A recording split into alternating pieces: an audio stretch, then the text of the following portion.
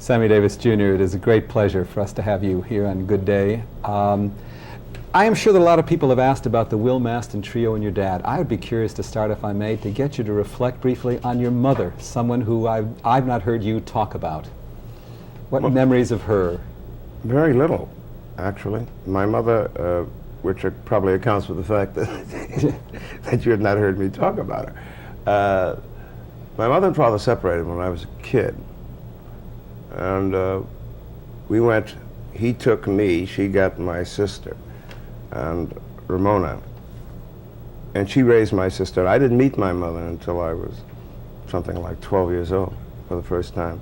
And she was still in show business. She was working in Connie's Hot Chocolate. There was a show called Connie's Hot Chocolate. And they were on the road going one way. We were in vaudeville, the Will Maston Trio, Will Maston and his gang at the time. And that's another way they went. So we never saw each other. And every once in a while, and it wasn't until, I guess, after I came out of the Army, World War II, and my mother was then had quit show business, and she was a barmaid in Atlantic City, in a place called the Little Belmont. That I used to go up and visit her, and I got to know her then. She's a very, very gracious woman, very, very sensitive. My mother's Puerto Rican, and maiden name was Elvira Sanchez. My great-grandmother on my mother's side is still alive. She's 104 years old. Oh, my Lord. Is your mother alive? Yes, and my father. I come from good lineage. What's the effect of not being raised by a mom, but being raised by all these men? Did it have any effect on you, do you think? Oh, I suppose it does, but I have neither the intelligence nor the intellect to try to analyze it or become really super analytical about it. I went through a period where I blamed everything that was wrong and the fact that I had no mother and father togetherness, you know, as we would all do. But when you get right down to nitty-gritty, I don't think it had anything to do with it. I was in show business and I was having fun, and sure, first thing that goes wrong as an adult, you blame. You blame them. And I know that right now, and I'm thankful for it, I have a marvelous relationship with my mother. I have a great running relationship with my dad, and it's good. It's a good time, as I am prone to say nowadays. It's a good time for me. You know. I'm glad to hear that, because in your books and in articles about you, you have recounted down times in your life. You've recounted up times, you've recounted down times. One down time that I wanted to ask you about, you said maybe one of the worst things that happened to you, I read, was being booed by people. And I think it was in Chicago. Yeah. You said even worse than the accident where you lost the sight of an eye. Yeah. It was the first time that I'd ever been rejected by my own people, because it was predominantly a black audience. And it was right after the Nixon thing. It was during the Nixon upheaval. And I walked on the stage at Operation Push. Jesse introduced me, and I got booed. Because of your embracing of Nixon? Yeah, the embracing of Nixon and all of that. And Jesse was there, as he always had been before, prior to, and as he's been since, to be supportive as a friend. And I was about ready to run, literally run off the stage, and he said no. And he made me stay, and he talked to the audience and made me perform. And at the end of it, I got a standing ovation because they understood more about it and blah, blah, blah. But the hurt of being booed was, I never want to experience that kind of hurt again. If you could go back and correct a mistake or a decision, is there anyone that stands out in your mind that you, boy, if I could just turn the clock back, I'd do that just slightly different? No. Being where I am now, there isn't anything that I would want to change. Not knowing at the time that I was going to get to this point, boy, did I want to change it the next day or the next month. But looking back on it at the age of 60, no, I wouldn't change anything, because I like where I am. Was there a period, though, Sammy, where you felt, I must prove something to a certain group of people? They've got to know something about me.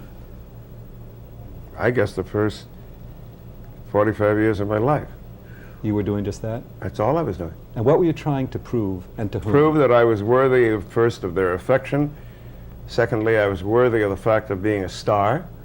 And if you let me, first of all, we're all egomaniacs, you know, that walk out on the stage and say to people, good evening, ladies and gentlemen. I don't care where you came from. I'm going to entertain you for the next hour and a half. In my case, 2 hours and a half, you know.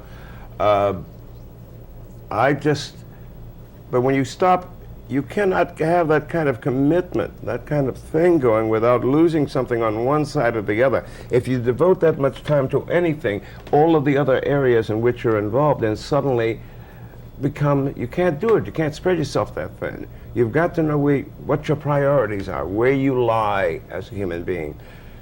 I walk on the stage and I'm committed to my performance as a performer. It is not the have-all, be-all of my life anymore. It was once. Oh, yes, that was all there was for me. Once upon a time, if the audience didn't love me, oh boy, I'm dead. That's it.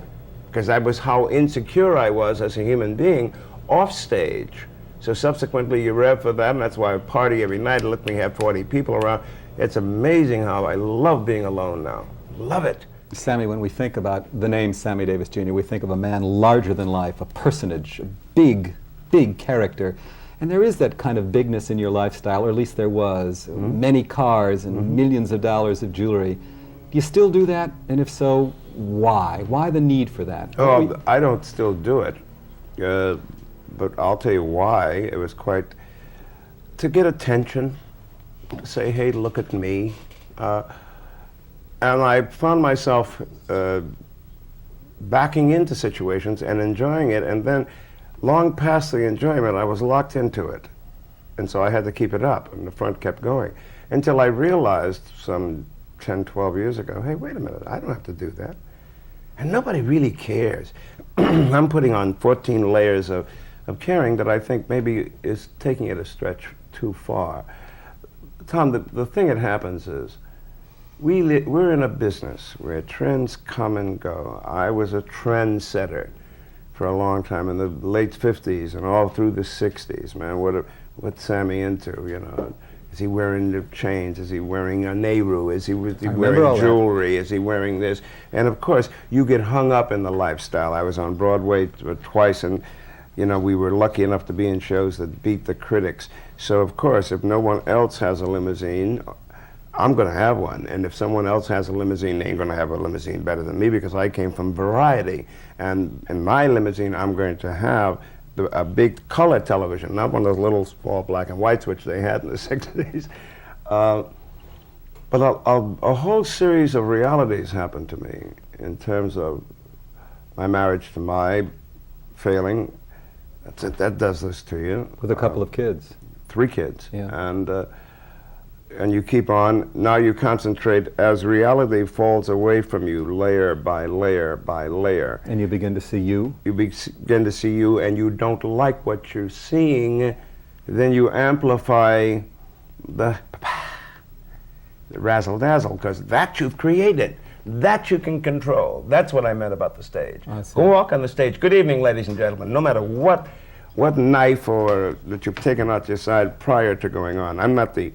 That's part and parcel of laugh, clown, laugh, you know, and all the rest of it. But was Sammy Davis maybe, I don't want to stay so heavy, Sam, but was Sammy Davis briefly maybe his own worst enemy in these times? I'd say in many instances I would.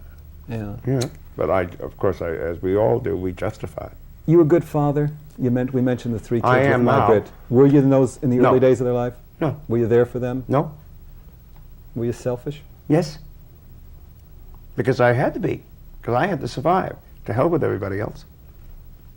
And, you know, and I don't mean that it's not as flippant as it sounds. It doesn't sound flippant. No, it's a very sad statement, and I have to look back and examine this. And I have to now, at the age of 60, look back and examine it. But the only thing that helps me do that with at least any level of honesty at all is the fact that my daughter, Tracy, who recently got married, and my son, Jeff, my youngest boy, he looks at me and he says, and I say, you having a good time? And he goes, yeah, Dad. And he looks at me and he looks me dead in the eye. My daughter saying, gee, Dad, or gee, Pops, gee, I like you, you know. Love you, yes, I know, but I like you. And I know that that wasn't forthcoming 6, 7 years ago. And it's something that you cannot buy. You made an effort to work for it. Oh, man, I was going to be Robert Young, but I only had only between 12 and 4 could I do that, because I have to go now, and there's 2 parties I got to go to, plus 3 shows that night. And so I'll have to put the kids over here and do that. It wasn't done with cruelty, or it was done with, oh, I'll make it up later. That is a marvelous syndrome that we all have. Sam, besides your immediate family, who in your life do you know, deep in your heart, really genuinely cared for you, loved you? Well, there's a lot of people who do. You do feel that? Yes, I do now. A lot of people, and they're not, quote, names, you know, but there's a lot of, the reason why I'm here, mentally, the reason why I'm here physically, the reason why I perform the way I'm performing today, is because there are a lot of people who really not only were there to be supportive, but who extended themselves to me. Is Frank? Yeah, excuse me. A lot of it I did not recognize at the time, but boy, do I recognize it now. And again, yes, Sinatra was one. You knew I was going to say that. You said Frank. I knew. Yeah, I knew you weren't talking about Frank Foster. Oh, did I say? I was going to say Sin. No, but yes, he was there. And even though you said in one article that you admitted that you almost were his mascot at times.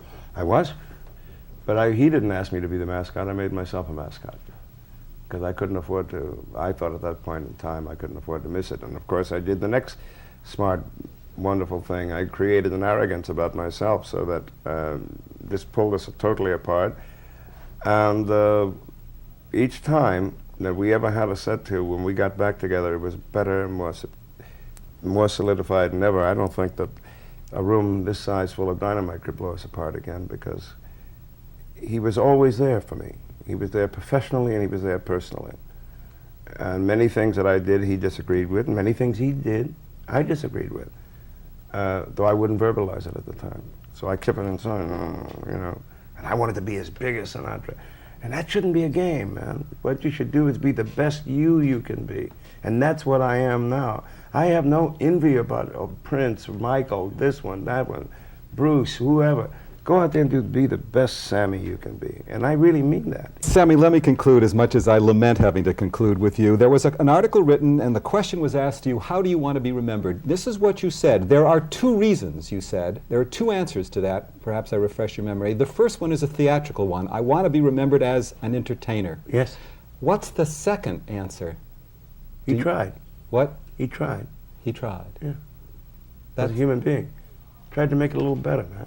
You know, tried to make it a little better.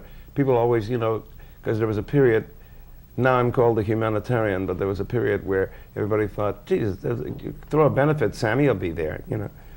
But thanks to the Liver Institution in Jersey, thanks to my commitment to several organizations like Jerry's Muscular Dystrophy. State of Israel. State of Israel. Naturally, the civil rights work that I was privileged enough to be a part of. And Negro College Fund.